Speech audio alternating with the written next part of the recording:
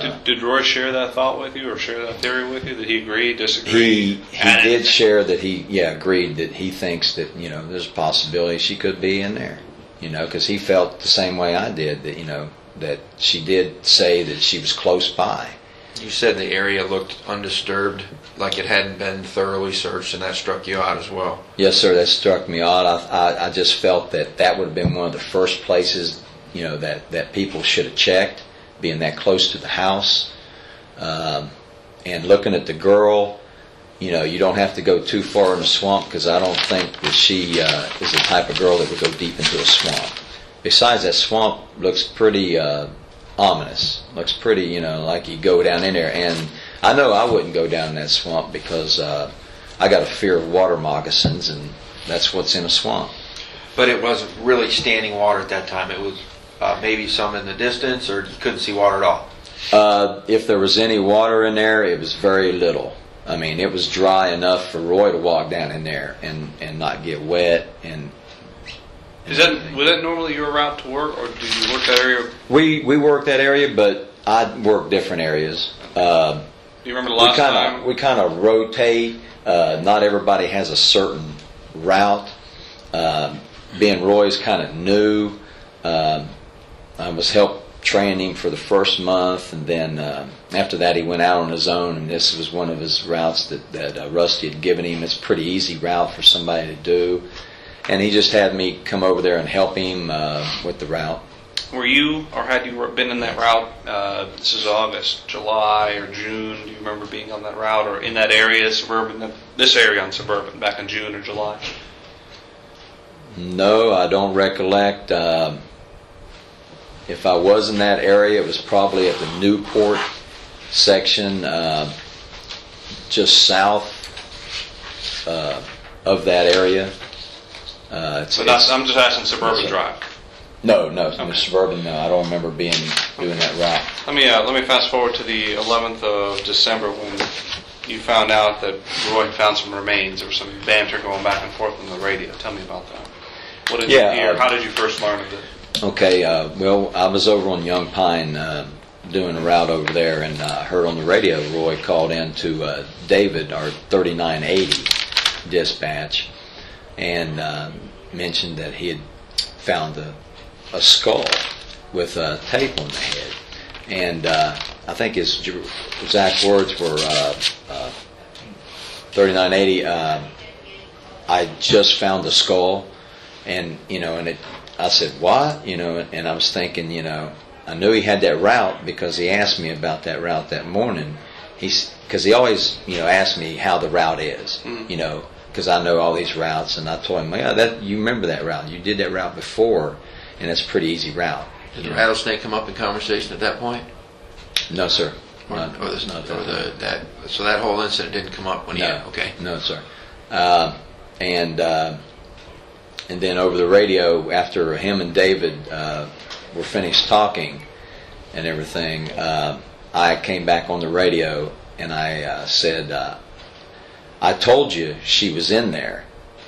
And he came back and said, no, I told you.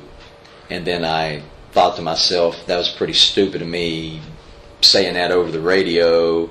And I didn't say anything after that, because I knew I'd made a mistake in radio etiquette, in saying that. So I didn't say anything after that. Did you go down to the scene at all? No, sir, I did not. Rusty, our supervisor, told us to stay away from the area. Do you know of anyone that went to the scene that also saw the body besides Roy and law enforcement? Alex, our senior supervisor. He was down there. Did he actually say, I saw the body, I saw the skull, or I saw the bag, anything like that? Or he just... No. Okay. No, he so didn't. As far as you know, nobody else besides Roy and law enforcement went to the body, to your recollection? To my recollection, except for Alex, yes, sir. Okay. Alex was there, but did Alex say anything about seeing the remains, or... No, sir. Okay. No, sir. I just want to make sure I'm clear. The snake. In the parking lot, people taking pictures of it here at Orange County Government Building. Yes, sir. On the 11th, August 11th, right? Yes, sir.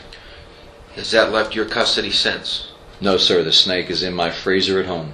So when you left work that day, you took it to your house, and it's been in the freezer since? Yes, sir. I've taken it out and taken a couple pictures of it myself, but that's, just normal for me. I can't believe I didn't take a camera and take a picture when I first got it and stretched it out with a measuring tape. Roy showed us a picture of it on his phone. He took a picture with his phone.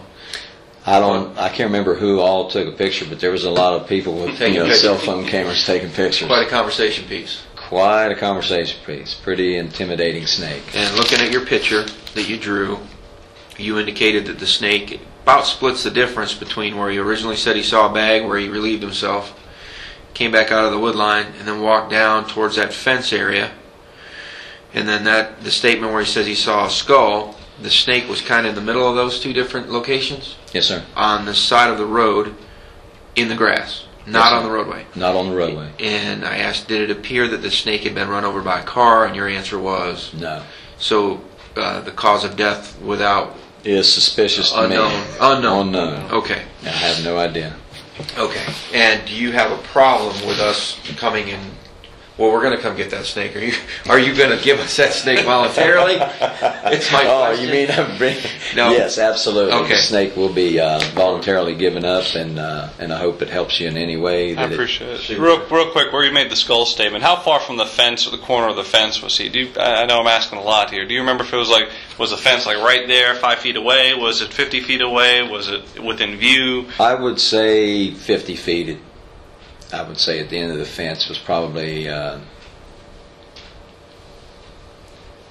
one truck 30 to 50 feet. Okay. I would say. Okay, so he walked about 40 feet. Had he walked about another 30 to 50 feet, he would have been at the corner of the fence. That I guess that corner property right there, well, the back corner. The way the swamp line goes, I believe it drops down like that, and then the fence goes into it like that. I think that's how it curves into. Okay, so about 30 to 50 feet from where it curves into the fence? Yes, sir.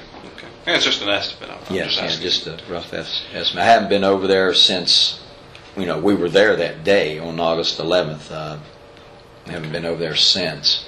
Okay, and this sheet of paper here that you've signed and dated with August 11th on it, today's date you have 1/6/09 with your signature and my signature on the top, correct? Yes, sir. And this is all your drawing?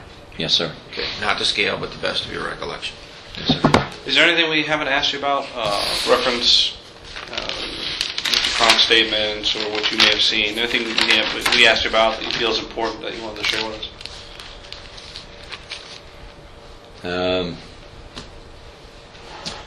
No, I think I've pretty much tried to tell you as honest and as clear to everything I could, that you asked me about. Okay. And everything. So, would you do me a favor, raise your right hand for me? Do you swear and affirm everything you've told us is the truth to the best of your knowledge?